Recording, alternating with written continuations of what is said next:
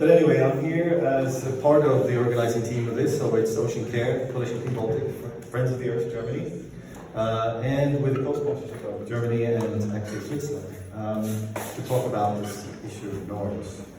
We're actually going to listen to what we're about to talk about. So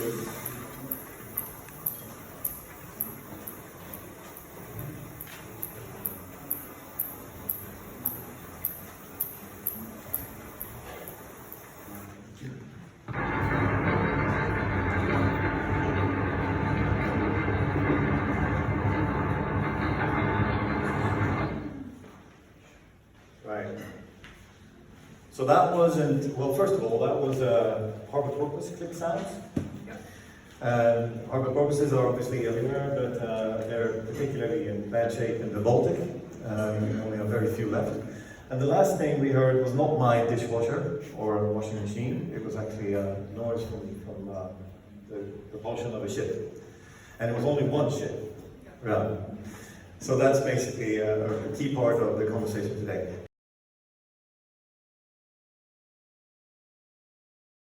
To start us off, actually, I would like to introduce Lilian Busse from Germany and to give us some opening remarks and welcome to you. Thank you.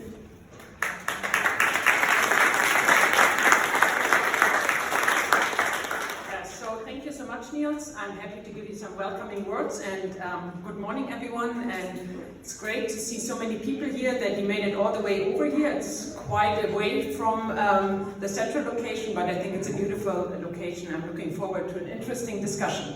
So my name is Lilian Busse. I'm the Vice President of the German Environment Agency, and I was also the Chair of HELCOM, the Helsinki Commission, over the last 2 years, and I will say a few words a bit later what we do in underwater noise. As far as I know, this is the only event that specifically deals with underwater noise. I attended some of the other ones with maritime operations, sustainable shipping, and underwater noise was mentioned here and there a little bit, but as we see, it's clearly not in focus, so there's no other side event that deals with ocean noise and underwater noise, although we all know, and we just heard it, the noise is everywhere all the time, and we also know that it impacts marine life, and we hear a little more details about that later.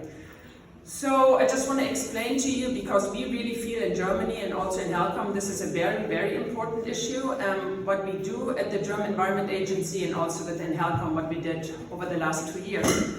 So the German Environment Agency is a scientific agency that is doing its own research, that we do policy advising for the Ministry of the Environment, and we also do public awareness and some enforcement. And what we did in the field of underwater noise, we do research, for example, we look at the hearing and the hearing impact of underwater noise on penguins, because we also work in the Antarctic.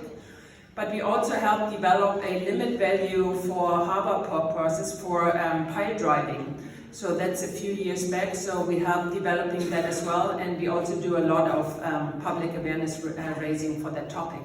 And then under HELCOM, so Germany had the chairmanship over the last 2 years, and so one of the 5 priorities was find new solutions for old challenges, and we did underwater noise and munition under there, and so we wanted to move forward with the underwater noise. We also adopted the new Baltic Sea Action Plan last October under HELCOM. So for the ones who don't know the new Baltic Sea Action Plan, you can find it under the HELCOM Helsinki Commission website. And there we have 199 actions, but specifically we also have 9 actions for underwater noise. So you can look them up. And then with adopting the Baltic Sea Action Plan, we also adopted a regional action plan for underwater noise. So it's the first time that we have such a regional action plan. HELCOM is dealing with that topic for over a decade now, but we adopted it. It was long negotiations with 10 contracting parties, but we're able to adopt the regional action plan for underwater noise. You can also find the document on the HELCOM website. So with that, I think a lot of work has been done. I'm looking forward to this workshop, and let me just say a few final words. So we have solutions to stop underwater noise, and I think it's kind of a nice problem to have, because if you stop the pollution, the noise pollution, it stops immediately. As you all know, this is not true for hazardous substances or marine litter. We heard a lot of side events on marine litter. Even if you stop, you know, the entering of marine litter in the ocean, it still continues for decades and centuries to go. This year is a different issue. It's kind of a nice problem to have, which we can solve. So I'm looking forward to the side event today, and I think I will turn it back over to Nils. Thank you.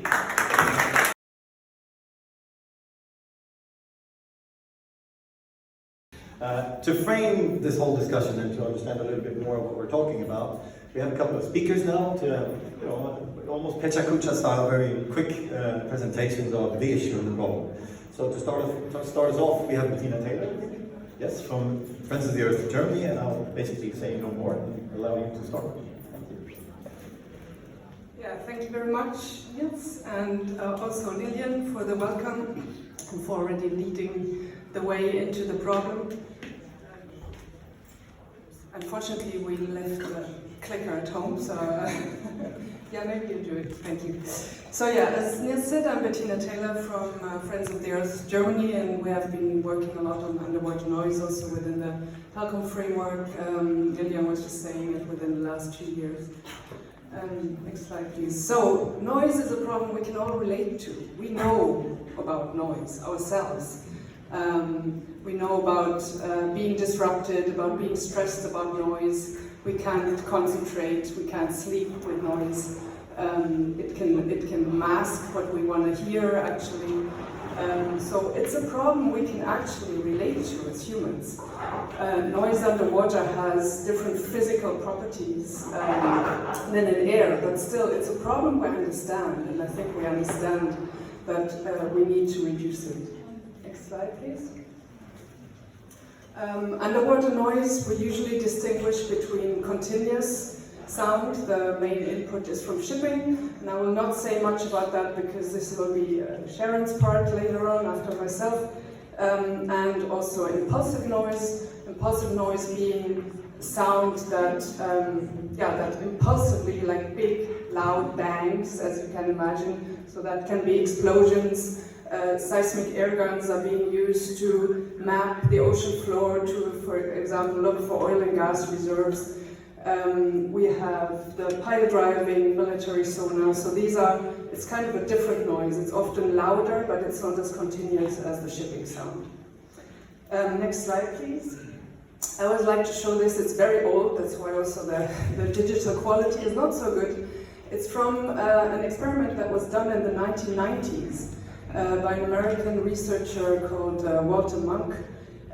He actually wanted to use sound to measure temperature, which was quite an interesting concept, but put even more noise into the ocean. But what you see here is basically he put a loud acoustic device into the southern Indian Ocean, and it was recorded at all the sites where you see red dots or red little arrows. So basically that sound traveled all around the world. And I think this is something we really need to make ourselves clear. The animals there, they can't just shut a window like we do when it's loud outside.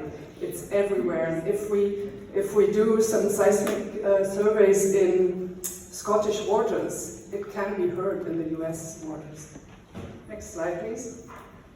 So I will just briefly, sort of very roughly talk about the impacts that noise have. We will hear a bit more about some of them in the next talks. So basically you can go from just perceiving it, if you look at the blue ring around it. So the first stage is you perceive the noise. Maybe the animal reacts to it, it swims away, it stops what it's doing, the hunting. So these blue rings can induce stress depending on the amount of noise, but they can also affect their vitality, for example, because if they stop hunting, some of the animals have to constantly eat, they need a lot of energy, and if they stop foraging, stop hunting, that can also affect their whole body vitality. The parts in the orange and yellow are more damaging, but it doesn't mean that the the ones in the blue ring cannot also lead to really injury or death. Masking, I will not say so much about because Sharon will do that later. Just to say that sound underwater can actually also physically damage or lead to death, depending on the animal, on the sensitivity of the animal, how close it is to the source, and so on. Next slide. And the important part is to also know it is cumulative. I mean, we know that ourselves. If we're somewhere and there's a child wailing and a construction site and something else, it accumulates, and it does that underwater too. Next slide, please. So one thing I would really like to stress here, and I hope we can also talk about in the panel later, is we know enough to act on noise. We don't know everything. Yes, there are gaps. Yes, we need research, but we can act now, and we need to act now. And there are measures. Carlos will talk about one that is very concrete. But there are things we can do. We can put out noise thresholds on the scientific basis that we have right now. Of course, we might get more insight when we monitor that, when we look at it, and we might have to adapt these thresholds. But we have enough knowledge to do something about it. Of course, we need to do continued monitoring. We could completely ban seismic surveys for the exploration of oil and gas. This should be the past. We shouldn't be going out looking for more fossil fuels. This is, in the age of climate change, this should be completely banned. Seismic survey is also done for other things, but this should be something that could be completely banned. And quiet zones, Carlos will talk about more later. And with this, just to say again, we can act now. What we need is to reduce the noise, and not in 5 years, not after the next research. We need to do it now, and we can. And with this, I give over to Sharon. Thank you very much.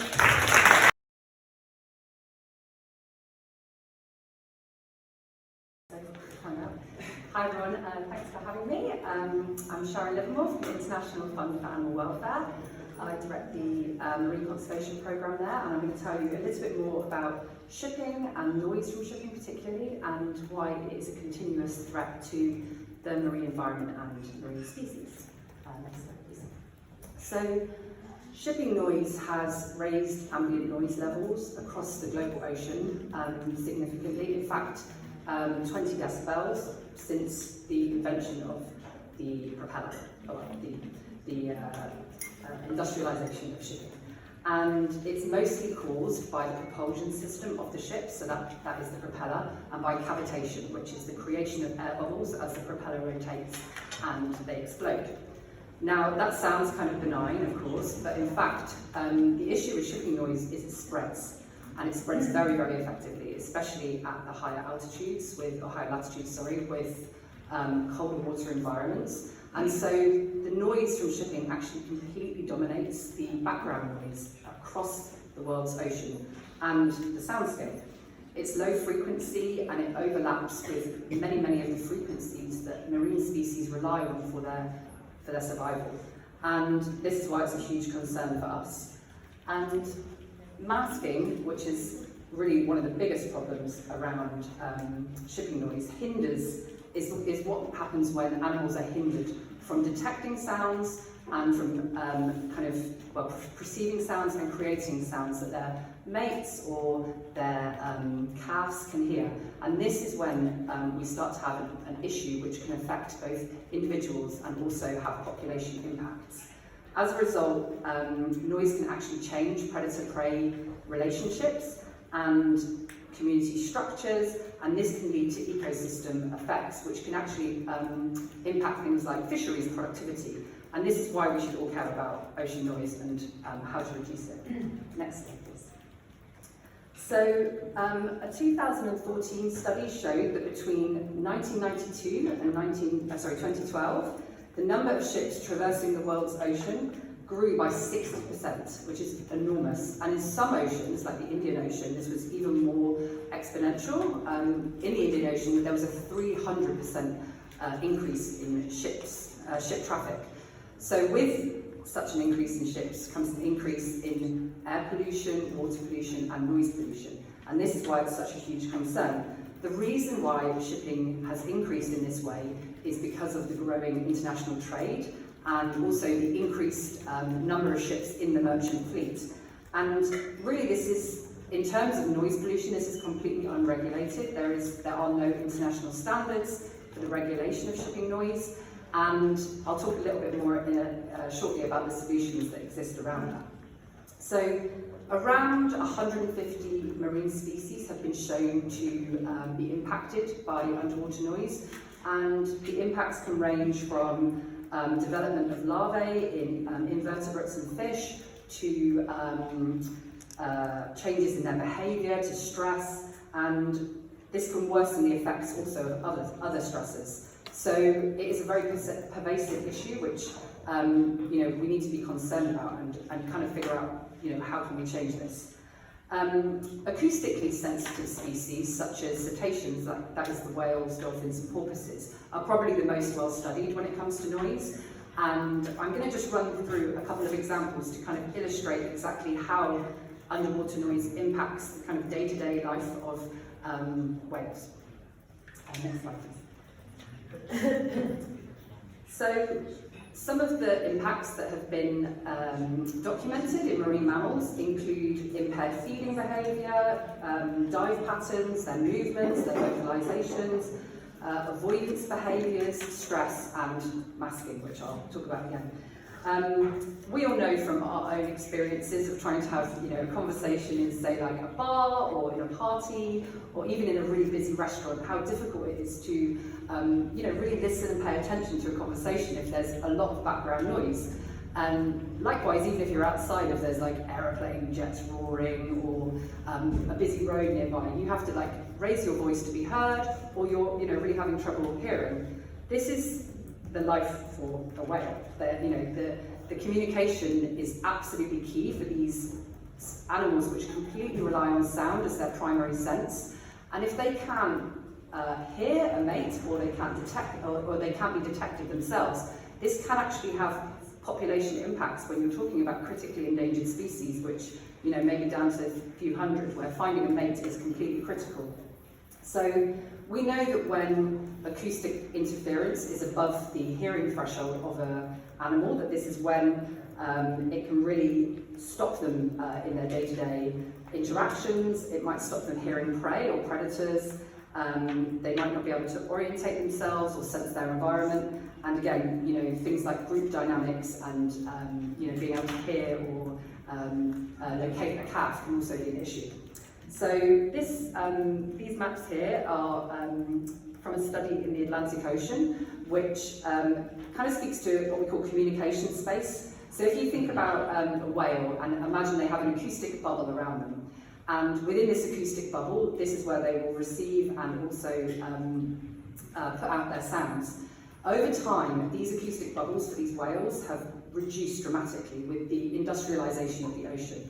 And what you can see here in this image from Chris Clark is in the North Atlantic, the area that whales could kind of hear and be heard over was enormous before the oceans became so noisy, and now it's shrunk exponentially. And the current situation is due to shipping raising the ambient noise levels of the ocean. I'm just going to see if I have something else to say on that. Sorry. Oh yeah, this is the key point. So because of the nature of noise, even a very small reduction in the amount of noise that is in the ocean can have a huge impact for these animals, because it will increase the acoustic bubble that they're able to hear and be heard over. So I hope that kind of explains masking. Next slide, please, thank you. Another quick example, just to kind of illustrate how noise is impacting whales. There was kind of a unique opportunity, kind of a drastic and sad opportunity, during the attacks, the 9/11 attacks in New York 2001, whereby shipping traffic kind of came to a stop on the east coast of the US as a security measure. And scientists in Cape Cod Bay, off of Massachusetts, were studying North Atlantic right whale stress hormones. And what they found, as you can see from this graph, which probably doesn't explain it very well, but we'll get there, was that there was a really sharp decrease in stress-related hormones in the feces of these whales on in relation to shipping traffic decreasing over this time, and it could not be explained by anything else. So it was really the first evidence that there was a biological response to shipping noise by whales. Interestingly, studies have shown that North Atlantic right whales don't actually react to ships. You know, they don't show an adverse behaviour or avoidance behaviours. So this is kind of key because quite a lot of research around whales points to behaviours that we can see. You know, does the whale flee out of the way of a ship, or does it avoid an area where shipping is? These whales don't show those kind of behaviours, but their biological system is clearly reactive. And this is really key with critically endangered animals. You know, they have many stresses in the ocean, and noise is one that actually doesn't need to be there. And for that reason, I'll just touch on the solutions that exist. Next slide, please. Oh, am I babbling? Okay, I'll be quick. This is kind of the most important slide, so I probably should have, saved some time for that. So, underwater noise pollution is transboundary in its nature. So, as Bettina highlighted, it can be produced in one area but heard, really across the ocean. And therefore, it really needs an international policy to address it. And some work has been done in the United Nations and also by the European Union, for example. And as Bettina stressed, we need to act now on this issue. So there are solutions. There are immediate solutions that can be put into place operationally, such as slowing ships down by 10%. There are a couple of studies now which are showing if we're able to reduce ship speed to 75% of the maximum design speed of that ship, we can also see a 40% reduction in the noise produced by those ships. And at the same time, there are other environmental benefits, such as reduction of collisions with whales and reduction in greenhouse gas emissions. So this is kind of a win-win solution which can be applied immediately. In the more sort of medium to long term, retrofitting the existing ships to make them more noise efficient with adaptations to the propeller and the bulbous bow. They are options, especially with the guidance from the IMO, which requests that countries identify the most noisy ships and retrofit them to reduce their noise. And with fuel efficiency and emission minimisation being really at the forefront of ship design, this is also an opportunity to bring noise reduction into the design of new ships. And finally, which Fredrik may touch upon, the International Maritime Organization guidelines around the reduction of underwater noise from shipping are currently under review. And that process offers an opportunity to make the guidelines more concrete, more applicable, and more actionable, actually. So that process is going on right now. The guidelines really haven't had any uptake since they were first introduced in 2014. So this is an opportunity to kind of solidify what the shipping industry can do to reduce noise and perhaps open the pathway to a more mandated instrument for that particular issue. So yeah, let's act now, and as we already touched on, it's a pollutant that can be stopped. When it stops, the noise goes away. Let's solve this problem. Thanks very much.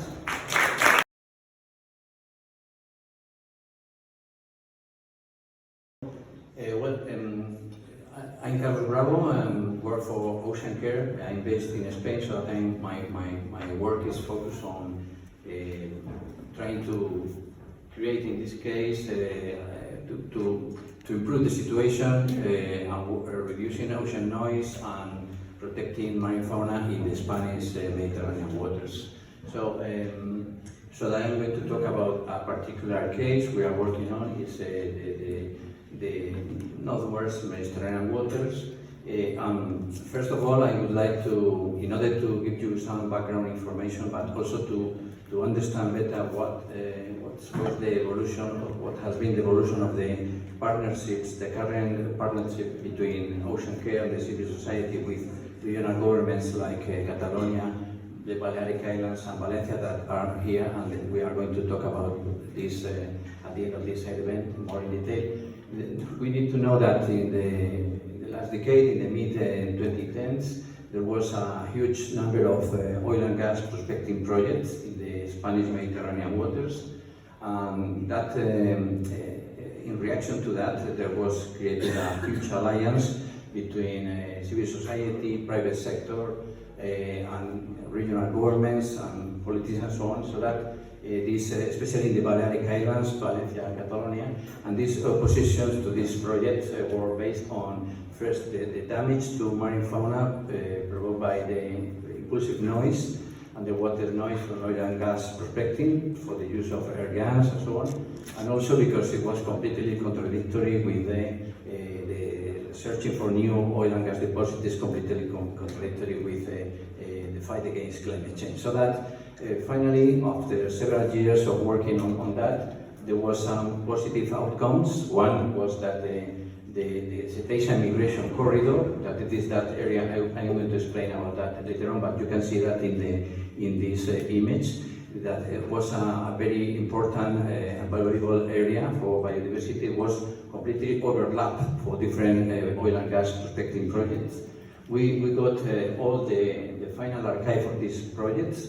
We got the legal protection of the cetacean migration corridor, and furthermore, we got the Spanish government issue a law, the climate change and energy transition law, that bans oil and gas exploration and exploitation. So that we are, in this case, Spain joins France in order to avoid or ban oil and gas in the area, so that the Northwest Mediterranean is free of this threat. Other countries, like Portugal, for instance, in December last year, has been also issuing this kind of laws, and well, let's say that OceanCare is working to get more countries to adopt this kind of legislation, because we think it's also important for avoiding making worse climate change. Yes. Well, the case of the Mediterranean cetacean migration corridor, as I told you, it was declared by the Spanish government as a marine protected area in June 2018. There is currently a preventive protection regime that bans underground geological research and any kind of extraction, not only hydrocarbon, any kind of other materials. So it is banned, but it is temporarily because a management plan should be carried out. And it is the situation we are now in this moment. According to the last IFAW, the Spanish government is going to start the work on elaborating this management plan in September. Well, the surface is 46,000 square kilometers, and in 2019 it was also declared an Spanish especially protected area of importance for the Mediterranean. Well, it is really very important for a big number of species, not only fin whales, but it's also important for because it's a corridor for the migration movements from fin whales that come from the Atlantic to the Ligurian Sea and then come back. So that it is a really very important area. Well, once we got to overcome the risk or the threat of oil and gas, the exploration project, so that impulsive noise is not the main problem now. The main problem is the radiated underwater noise, the continuous noise produced by marine traffic, because shipping is very intense. There is a very intense vessel traffic in the area. Not only for passenger ferries, it's the image on the left. There is a huge number of ferries coming from Catalonia, Valencia, and so on to the Balearic Islands and vice versa. Especially it's more intense in summer, but also there is a huge number of cargo vessels going through the Mediterranean to big ports like Barcelona, Valencia, the Balearic Islands, and so on. Well, you know, we have been talking about these different occasions. Shipping has a lot of environmental impacts. Of course, it's a very important way of transportation, but it has a very huge environmental impact. For instance, CO2 emissions or greenhouse gas emissions, because the shipping rely absolutely in fossil fuels, so that it is bad for climate change. Also, as use currently is using very polluting fossil fuels, provoke a lot of air pollution, NOx emissions, and sulfur oxides, and black carbon, and so on. But also, as we said before, there is also the risk of ship strikes with large cetaceans, and of course the problem of underwater noise. In this case, as you can see in this small image, this is taken from the European Maritime Transport and Environmental Report that was presented in September last year. It's a report by the European Maritime Safety Agency and the Environmental European Agency. It is said that the estimation of increase of total underwater noise, radiated noise energy in your waters has doubled. So that has increased twofold from 2014 to 2019. So that it is a big problem that is increasing, is getting worse, and we need to do something to reduce that. Apart from technical measures, better design of propellers and so on, we are focused on trying to promote one of the best solutions. This is an operational solution, that is speed reduction, because it is very cost effective. You can implement it immediately, so that you don't need to do anything, just reducing the speed. And the effects of reducing the speed has multi-environmental benefits. As you can see, well, this is I am showing in the slide one of the most comprehensive reports made by the renowned researcher Russell Lipper. But the summary in a nutshell, reducing speed by 10%, you can achieve reducing greenhouse emissions by 13% by a global fleet. You can reduce some energy from shipping by nearly 40%, and of course you can reduce in a big percentage the risk of ship strikes. But if you reduce 20%, the fuel consumption, the CO2 emissions and so on are fully reduced. So it is really very important that to understand that with very small speed reductions you can achieve big environmental effects. Time. Okay, I'm fixing. Well, we in order to influence in the elaboration of the management plan for the whale migration corridor, we presented this report, where we are we're proposing a certain number of proposals to reduce ocean noise. We are focused on that, but the main measure is to convince the Spanish government to declare the entire cetacean migration corridor as a particularly sensitive sea area under the IMO.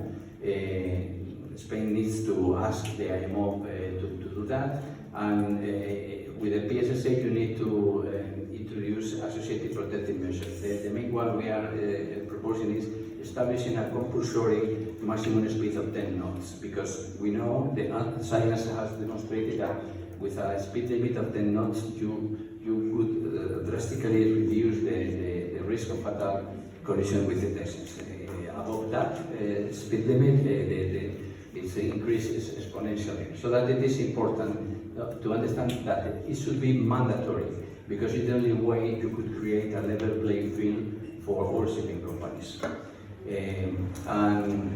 And just the last one, I would like to say that in a parallel way, the protection of the cetacean migration corridor is also in the frame of a proposal by France, Spain, Italy and Monaco to declare, or to ask the IMO to declare an international PSSA in the whole northwestern Mediterranean. This is something that is now being discussed. The draft proposal is being prepared and is going to be sent to the IMO. Of course, we need, we think it's very important, because the protection of the cetacean migration corridor, as you can see in the image, is included within this PSSA. It's very important that all the area should be, this compulsory measure of reducing to 10 knots the maximum speed, because this PSSA is mainly focused on reducing ship strikes, because the population of sperm whales and fin whales in the area has reduced according to the IUCN last assessment, and it is very important if we want to save this population, avoid them to be reduced more and more. that it should be a compulsory limit. And 10 knots, as I said, is the limit that the science has shown, has demonstrated that it is a safe limit for cetaceans. So that we want to discuss that, but that's all for myself. Thank you very much.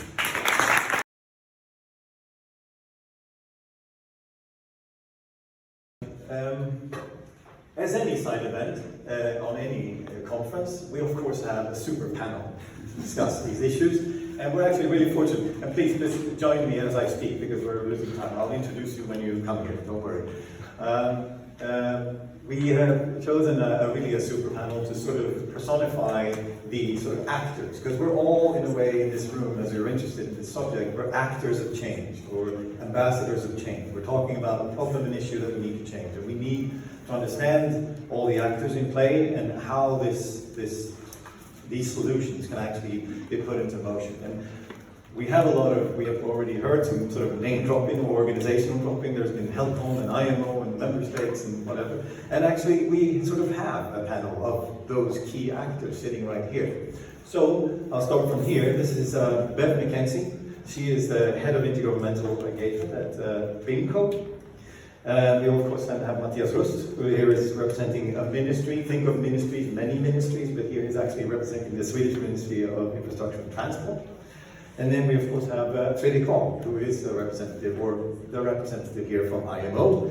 And then Carlos, as you just heard, and he will be the NGO world representative of our super panel. So just to get us straight into this, and as I said, agents of change. We're looking to change. There seems to be a momentum. There seems to be an interest in this topic, and there seems to be wishes to solve, problem. There are solutions, but we tend to get a little sort of debate of someone elseism, or at least someone pointing to someone else and saying, "But no, that's me. That's someone else." And like I said, they're kind of all here now. So let's see what they say. Bev, let's start with you.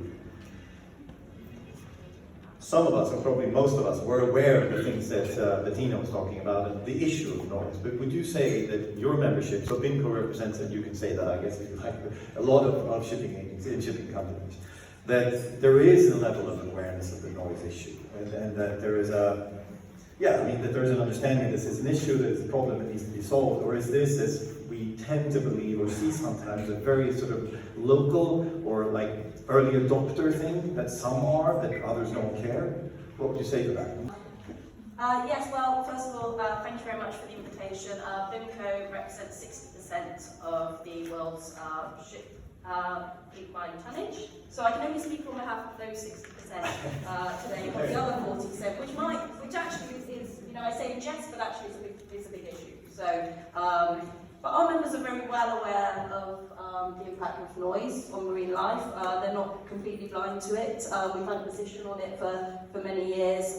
We've been working with the classification societies to look at how we measure noise, and I think it's an age-old saying, you can't monitor what you can't measure, and we've really been pushing that because it's very important for us as an organisation, and this will be published this year. And noise is a form of energy, and ships don't like to lose energy. They like to keep it all in, and so the ship will have its noise signal. We've heard them, and if it's not quite normal for that ship, it normally means there's something wrong. So your propeller's not quite functioning very well, you're becoming biofoul, and we don't like that because you're burning more fuel and it's costing you more money. So we are aware that kind of in terms of both the impact on marine life and the operations of the ship, these are things we want to deal with. So that's quite important. And of course the IMO guidelines were mentioned, and we've been working with the IMO on the original and now the new ones. And for industry, it's really important that there are guidelines that can be uptaken by the industry. They've got to be practical, and they need to work, and we really want to encourage uptake of these guidelines. I'm going to come back to talk a bit about operational measures, because I think some of my panelists will mention that. But it is worth saying that we really support the design requirements for new ships. New ships should be being built much more quietly, much more efficiently. That's good for the planet, and it's good. But existing ships are very hard to retrofit. They're very hard to change propellers and the shape of the bow, hard and expensive.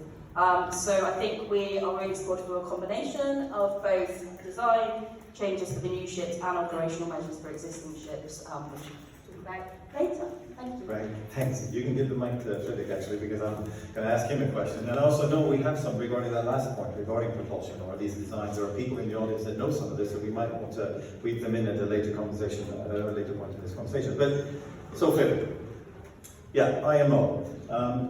Let's just cut to it in the sense of what you just said, basically. So is noise and then sort of the option of slow steaming an obvious candidate for measures in PSS8? Is that sort of obvious in the IMO framework already now, or did we need that already 20 years ago, or do we need it 20 years from now?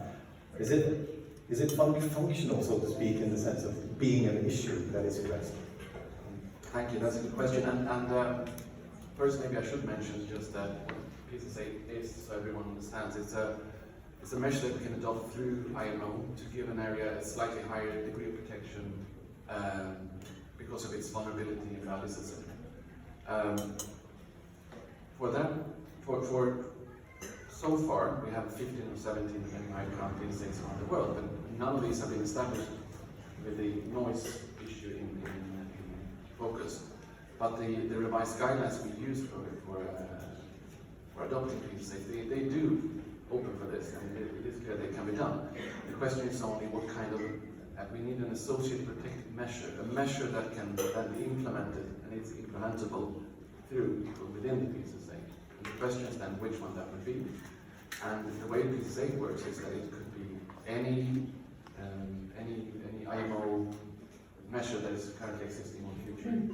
So, slow steaming, areas to be avoided, all of these are possible. It's just a matter of trying to find a measure that is appropriate for the area and is balanced. So you can't, for example, just close off an area where there's no reason for it. Because we do also rely on shipping to get our medicines and goods and essentials.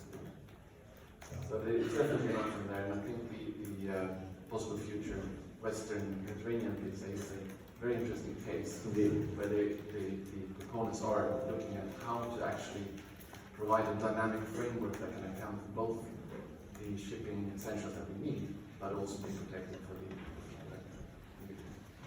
Thank you. Well, so good. That's a good start here. Positive industry, IMO rules possible, and can use already existing framework. Mattias, so again, you do represent Sweden, I know that, but let's just pretend a little bit that you also represent sort of in ministries. There are many ministries here that can reflect on that if they like. But so, you attend a lot of international meetings, not only this one, but and also international, negotiations, etc. You know? And the issues I wanted to ask you is the noise issue, for example, and now in particular solution case, slow steaming, really on the agenda? At home, in your ministry, and the conversations you have with other countries, is this on the agenda, or are we like, yeah, it's important, but there are other things first, or is it on the agenda? Yeah, that's multi-layered question there, because obviously it's on the agenda. As we just heard from Fredrik, it's on the IMO agenda. In the EU, it's definitely on the agenda. We have the Maritime, the MSFD, the Maritime Strategy Framework Directive, that's where underwater noise is one of the descriptors. And then in Helcom, as we heard previously, the Helsinki Commission, it's on the agenda. So it's definitely on the agenda and it's discussed. Then what you probably are asking is it enough on the agenda? And for it to be enough on the agenda needs high political interest. And to get high political interest, it needs to be, you need to have the data claiming extremely high urgency. You also need solutions that a politician think it can push through in a reasonable way. And as of now, underwater noise is not really there yet. It's difficult to get that kind of traction for a politician to believe that you can push this through. Fredrik, he was talking about a lot of ways that it's possible to do it through the IMO. What he didn't go into is do you think you could actually negotiate it through the IMO? And that is probably the question that you want to discuss. And we heard several ideas from the speakers here, but as a policy maker, you always need to think, can I do this? Is it possible to push through? Is this a policy vehicle we could use through the IMO, the EU, HELCOM, or whatever? Can we do this? And then you really need to start to balance what you want to do in order to save a specific animal and what you think can actually pull off, considering the partners you need to negotiate with. And so the answer is probably no to your question, that right now it's difficult to see how we could pull such thing off, considering those we need to negotiate with to get it done. Thank you. But then, just depending on what lane you want to, if you want to have the world fleet has to mandatory decrease 10% of the speed, that's a tricky one. If you want to go to a PSSA and have an associate protective measure, that's closer at hand, because it takes the states that are surrounding that PSA to agree, and then hopefully other states won't be as negative because it's somewhere else, and they can push. And that's how we have done through HELCOM many times and succeeded. Thank you. You can give it to Carlos. Thank you. That was a good answer and an honest answer. I like that. And I'll come back to the issue, I think, regarding the yes and no kind of answer you gave there. But Carlos, I mean, you've been working with this topic for some time. And you know, in the sense of what you hear the others are saying, and the issue of awareness, if we're really all aware or not about the problem and the solutions, enough sort of reflection again on the political, is it on the agenda or not? Are we still on sort of the starting point? Are we still square one, or have we maybe started moving a little bit further? Okay. Well, from our point of view, we think that we are not at the starting point, but unfortunately we still have a lot of work to do. To both increase the awareness of the general population and the decision makers about this the seriousness of this environmental problem. On one hand, we think that the population should think that the seeds are word of silence, so that probably there is a need of make important major awareness raising campaigns. But on the other hand, decision makers, they are becoming more aware of the problem, particularly in the European Union, thanks to for instance, the Maritime Strategies Framework Directive. But in spite of being aware of the seriousness of the problem, they don't take effective measures, like for instance, speed reduction, that we have seen is the most cost-effective and immediate operational measure to be implemented. And one of the excuses is that there is need for more research, and we think that there is no need for more research. Of course, we need to research more, but things are very clear now that we need to reduce ocean noise, and there is a certain number of measures that can improve the situation, like speed reduction, and we think that these excuses are mainly due to the lobbying from the secret industry. Yeah, thanks. Well, it's good to hear that we're at least off square one. That sounds good. And to be honest, you know, listening to the rest, it's quite clear that we are supposed to square one. But one of the things that you said excuses, so let's stay with that. So excuses. Any kind of discussions around these topics tend to fall into sometimes like this. Oh, we don't know. We need to measure. We need to. This is all true. But one of the things that's very often in all environmental areas you get, no, but what about the economy? The industry is again, you know, we can't have rules. No, it's slow, no. Mandatory? No, voluntary, good. You know, that's like, so, but I mean, Ben, really, what do you say to that? Is that really true in this case? I mean, because you kind of alluded to the fact that you're not necessarily against the rules, as long as they are livable or workable or whatever.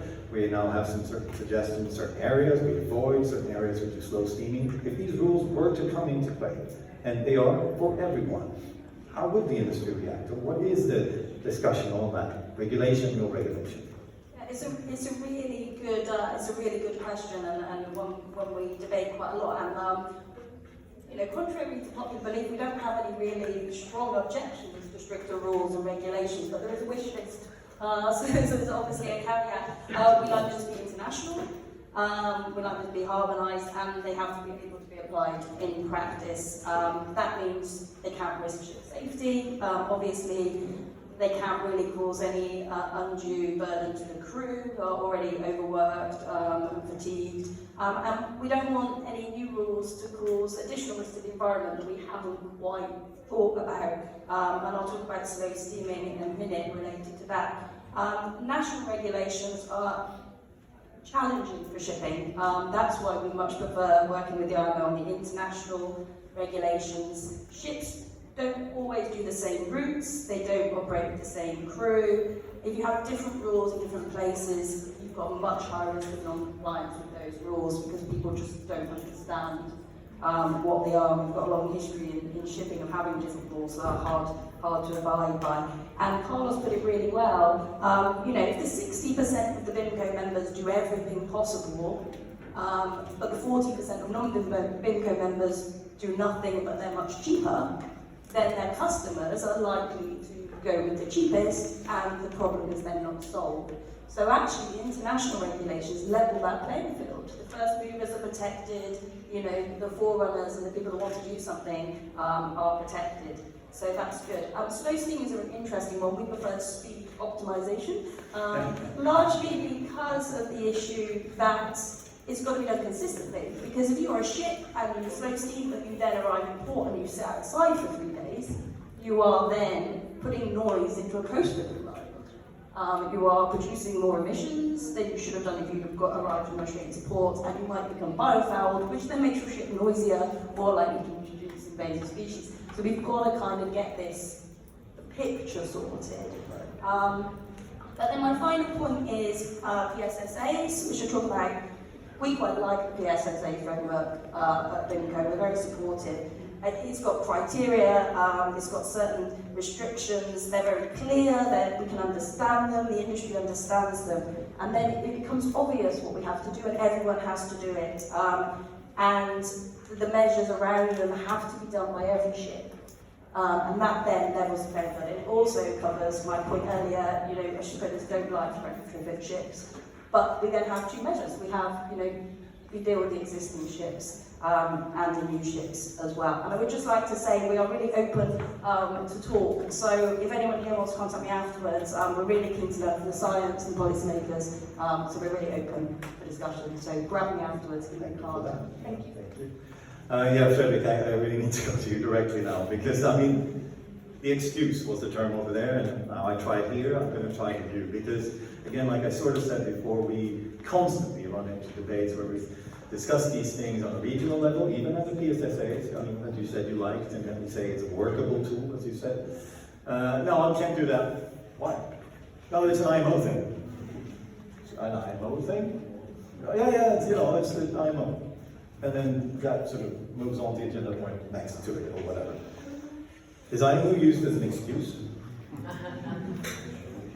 That's an interesting way to put it, but yes and no, maybe. I think Beth alluded to it as well. At IMO, we are setting up global regulations. We have to have a playing field that is fair and implementable. And that means sometimes that things take a little bit longer because we cannot have patchworks of different regulations and it doesn't work.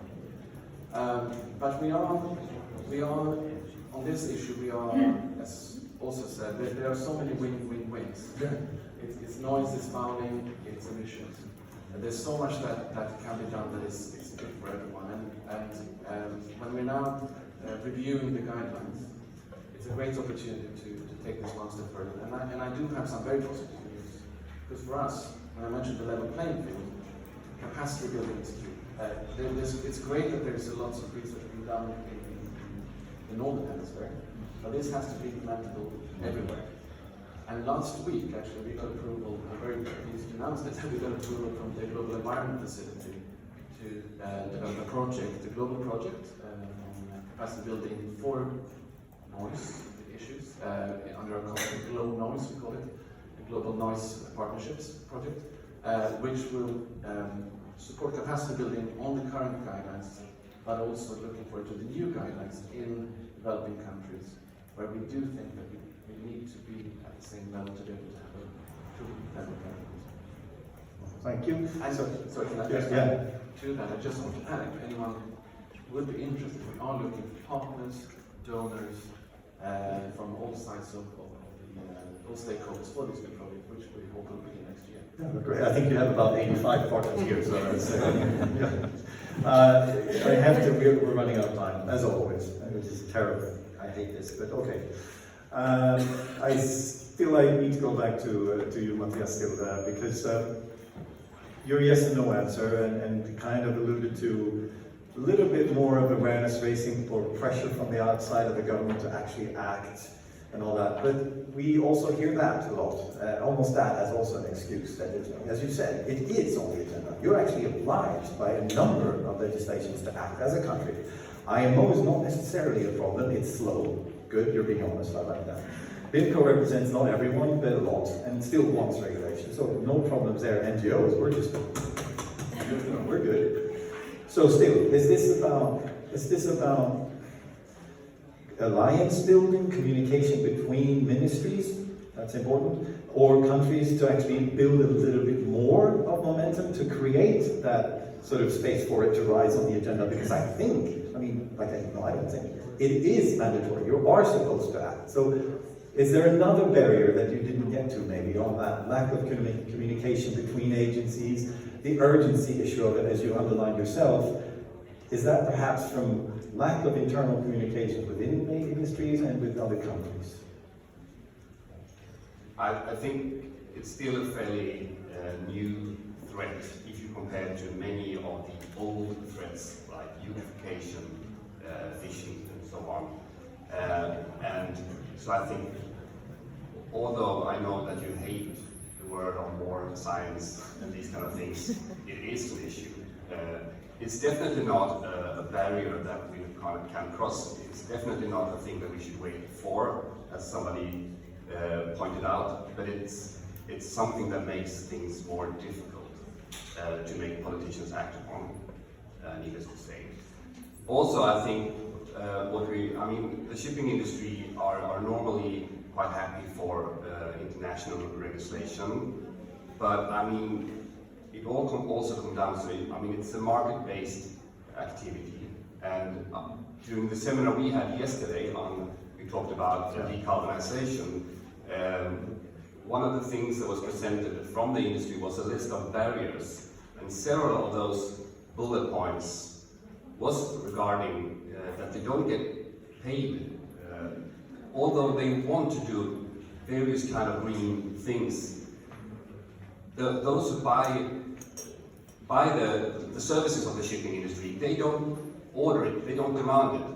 So for the shipping industry to invest in green technology, it's almost like they just toss the money away because nobody's asking for it. So like Ben discussed previously about the other 40%, then they will actually lose. Right. And of course, that is not a situation that is easy to move away from. It's not the reason for us to not act upon unwanted noise, because it's clearly a challenge, it's clearly a stressor, and it's clearly something we need to act upon. But it makes it slightly more difficult to act upon. That's why we often talk about awareness and the need for even more awareness rising as a barrier, but it's not a full stop barrier. So I don't have a clear response to you. It's simply the reality that it's quite difficult to navigate through the unwanted noise world and to find good ways to mitigate it at this point. But I think, we have the process in IMO. It will probably be slow, but we shouldn't blame the IMO, because the IMO is a secretariat built up on the member states. So it's really us that are to blame. Thank you for not moving faster, not the IMO as such. I think that's important to actually state. But of course, navigate through a fairly new topic, and it's fairly new for politicians. It's difficult. So I think that we also need to look at these, slightly lower hanging fruits and possible ways to do it on smaller scale, like the PSSAs and other protective areas or so. And something we haven't discussed, and I don't know if we ever have done it, but I mean, we don't really talk about temporal protection. And when it comes to mammals and some other marine species, time is a factor, which is a possibility to actually make some legislations easier, because you don't have to do it all year round, possibly. We haven't really discussed that, and we don't really do that in the IMO, as far as I know. You're going to do it now. So we'll see. It might be a way to slow start something, to make it easier to push something through just a little bit at first. Thanks. Thank you. I'm now going to do something that I'm always angry about being exposed to, leaving the NGO person out of the conversation because we're running out of time. I'm sorry for that. But I would like to summarize, and then we have to give over to a closing remark from our Swiss representative here today. But let me just say this then. It doesn't feel like a catch-22 if you're being the champion. The framework is there, the member states need what you two can provide, and we're on the sidelines applauding. There seems to be, when we leave from here, a need for continuation for these agents of change, are really pushing this issue forward. We obviously rely on all of you to be that, and of course all of you, to make sure that this doesn't get buried again or become second, third, or 88th point of the agenda. Because remember what we started with, this is a nice environmental problem. This is a nice one. We can actually take this one off and to square it in certain areas, and we can move on to others, because then we have actually resolved it quite quickly. So that's important for us to remember, that let's do something that works, and let's do something that we can sort of tick off and do the other things. Right, so with that, let's first thank our panelists with a great hand, and then I'll invite the speaker next. Okay, good.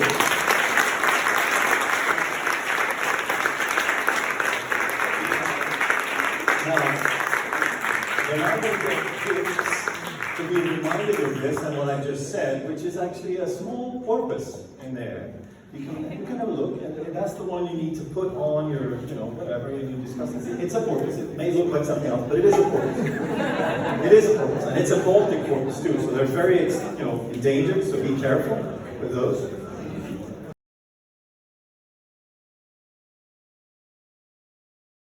Now, for our closing remarks, I'd like to invite Krebs to say a few words, and then I'll take the floor again just to remind us of some logistics, and also try and squeeze in another additional word from a partner. Please. Well, if you want to feel me like Liam Gallagher, then make it 3 minutes 30 seconds like a good pop song.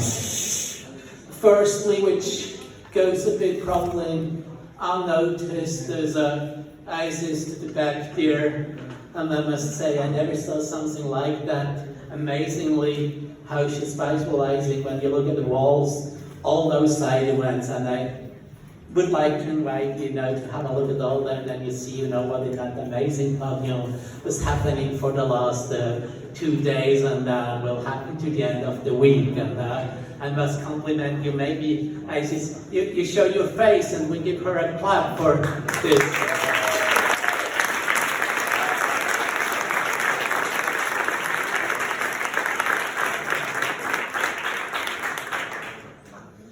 Secondly, I'm very happy when I look at the audience. I have a bit of a bad reputation of swearing at NGOs when they're making side events and clapping each other's shoulders, exactly with that and how I will react and such things. So I must give you a big compliment, and audience, you could gather here, and I really see hope for this.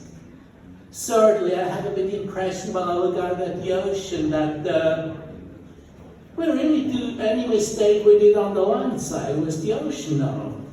And coming from Switzerland, which is a landlocked but a landlocked country, we have a good practice to contribute to it. So we are an OSPAR member, not a HELCOM member, and we become a member of OSPAR because we had a good practice to dump our nuclear waste within the Northeast Atlantic.